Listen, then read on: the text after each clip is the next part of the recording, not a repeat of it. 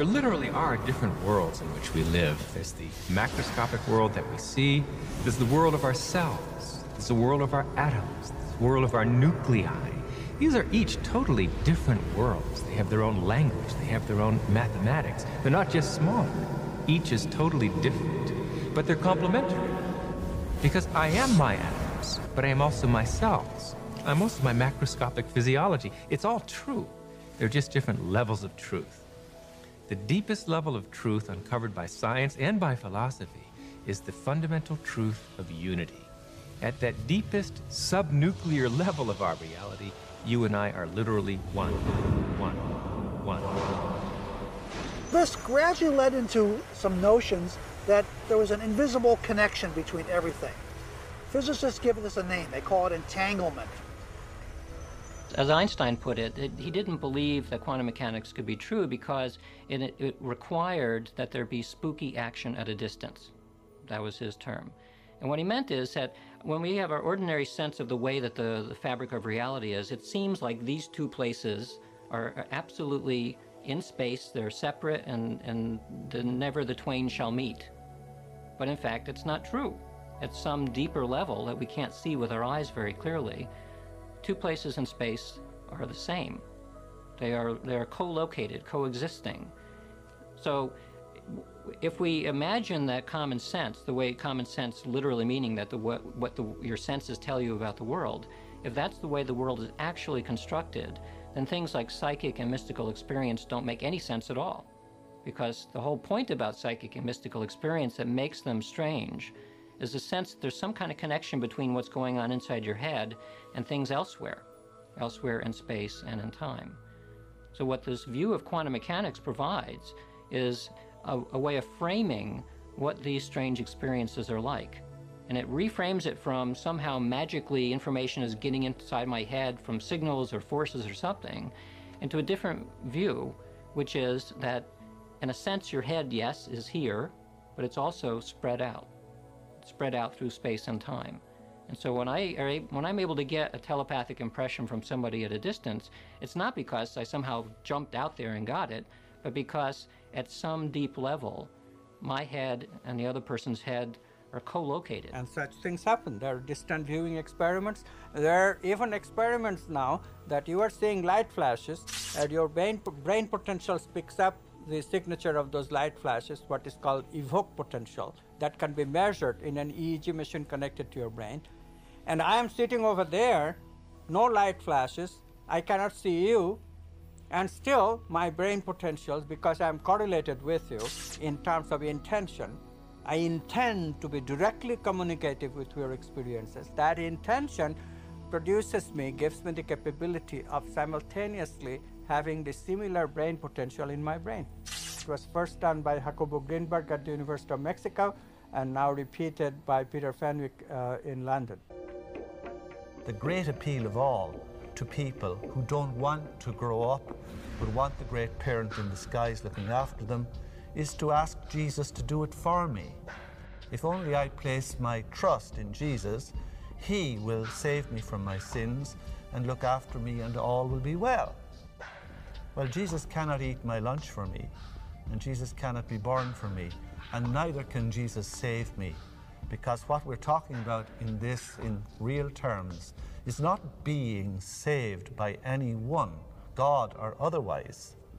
We are talking about a personal evolution. We do not want to accept responsibility. We do not want to accept our greatness. So it's very easy for any system of thought, religious or otherwise, that comes along, it's very easy to play on that, to play on our insecurities, to assure us all is well, we'll all be taken care of. We lap that up. So don't blame religion. Blame our own insecurities, which has allowed religion to flourish and which has allowed so many systems of thought that are disempowering to flourish throughout human history. That's why we can't get out of it. What separates us from all other species is the ratio of our frontal lobe to the rest of the brain. The frontal lobe is an area of the brain that's responsible for firm intention, for decision-making, for regulating behavior, for inspiration. It is the seat of what causes us to take information from our environment and process it and store it in our brain to make decisions or choices that are different than the decisions and choices that we've made in the past. The brain is made up of tiny nerve cells called neurons. These neurons have tiny branches that reach out and connect to other neurons to form a neural net. Each place where they connect is integrated into a thought or a memory. Now, the brain builds up all its concepts by the law of associative memory. For example, ideas, thoughts, and feelings are all constructed and interconnected in this neural net, and all have a possible relationship with one another. The concept and the feeling of love, for instance, is stored in this vast neural net. But we build the concept of love from many other different ideas. Some people have love connected to disappointment. When they think about love, they experience the memory of pain, sorrow, anger, and even rage. Rage may be linked to hurt, which may be linked to a specific person, which then is connected back to love. The brain does not know the difference between what it sees in its environment and what it remembers, because the same specific neural nets are then firing. We know physiologically that nerve cells that fire together wire together. If you practice something over and over again, those nerve cells have a long-term relationship. If you get angry on a daily basis, if you get frustrated on a daily basis, if you suffer on a daily basis, if you give reasons for the victimization in your life, you're rewiring and reintegrating that neural net on a daily basis, and that neural net now has a long-term relationship with all those other nerve cells called an identity. We also know that nerve cells that don't fire together no longer wire together.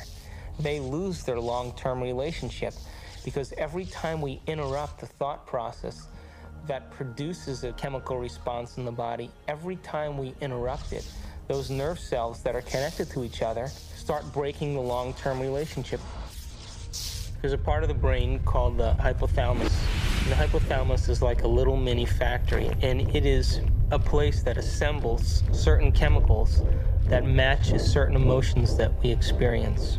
Those particular chemicals are called peptides. They're small chain amino acid sequences.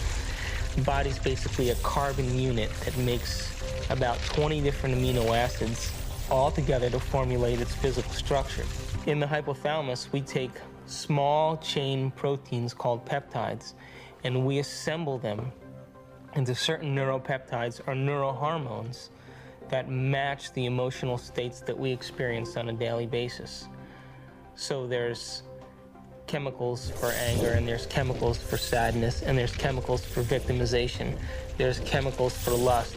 There's a chemical that matches every emotional state that we experience.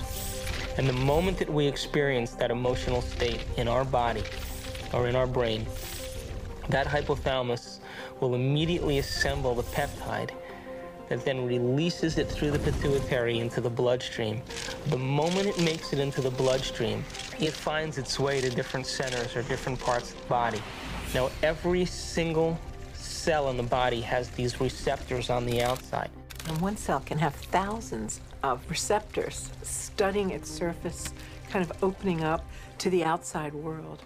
And when a peptide docks on a cell, it literally, like a key going into a lock, sits on the receptor surface and attaches to it and kind of moves the receptor, and kind of like a doorbell buzzing, sends a signal into the cell.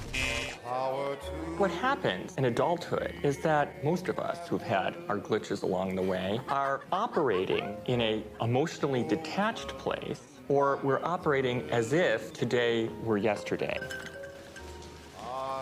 What is it? Mixed. Change in itself means then that we have to abandon our old self. It means that we have to leave behind our identity for a few moments and begin to speculate who we could be. To change means modifying our behavior enough so that it's permanent. Well, here's the story of the peptide in the cell.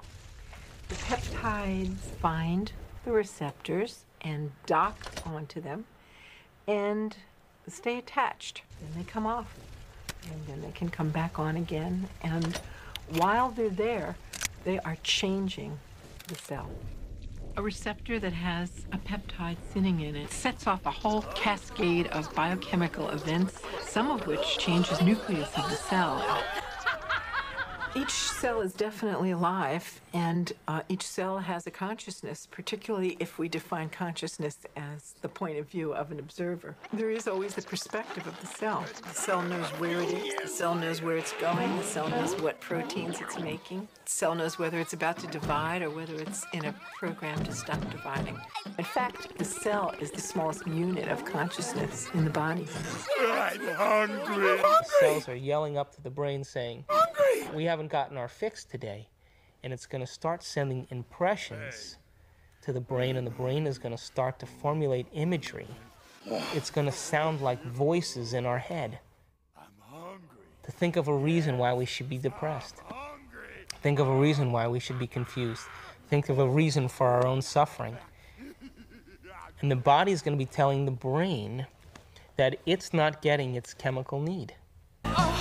We bring to ourselves situations that will fulfill the biochemical craving of the cells of our body by creating situations that meet our chemical need. It always happens to me. Every day. So my definition really means that if you can't control your emotional state, you must be addicted to it. They have taken laboratory animals and they've hooked up electrodes in certain parts of their brain that produce those neuropeptides. And those neuropeptides are such strong chemicals that, given the fact that they train the laboratory animal to press a lever to get that chemical release, that neuropeptide release, it would choose the neuropeptide release more than hunger, more than sex, more than thirst, more than sleep. As a matter of fact, it went to the point of physical exhaustion and collapsed before it would take care of itself physically. And that's really what stress does to our body. We become so addicted to the stress in our lives that we can't quit our job, even though it doesn't serve us. We can't leave our relationship because it doesn't serve us. We can't make choices because the stimulus and the responses produce the chemistry that clouds our choices, and we're no different than the dog who lacks its ability to make choices because of its smaller frontal lobe. So how can anyone really say they're in love with a specific person, for example? They're only in love with the anticipation of the emotions they're addicted to. Because the same person could fall out of favor the next week by not complying. Everybody secretly is an adventurer. Everybody loves the adventure. It's just taking that first step. And once they have the moment of insight, that moment of insight carries frequency, it carries a message. The cells of the body are enlivened by possibility. They're enlivened by unknown potentials. They're enlivened by a future history or future opportunity that may be down the rabbit hole a little further. And if they allow themselves to experience the quandary and the mysticism and the possibility, that when they emerge from the rabbit hole, they're a different person. And now they go back into their world. And because they've processed that information and left footprints in the mind and in the brain, their perception of the world will never be the same. Our mind literally creates our body. But it all starts in the cell. And who gives the cells the order? The orders come from the neural net in our brain, which are based on the experiences and information that we've logged in there. And we use a certain box of solutions to our life that causes chemistry to take place. So in order for us to change the chemistry, we would literally have to change the neural net, which means we'd have to change our identity, which means we'd have to change our attitude, or change the way in which we interact with our environment. And every time we keep being the same person and keep experiencing the same attitudes, all we're doing is reinforcing ourselves as our identity. In all addictions, they get stuck in old patterns.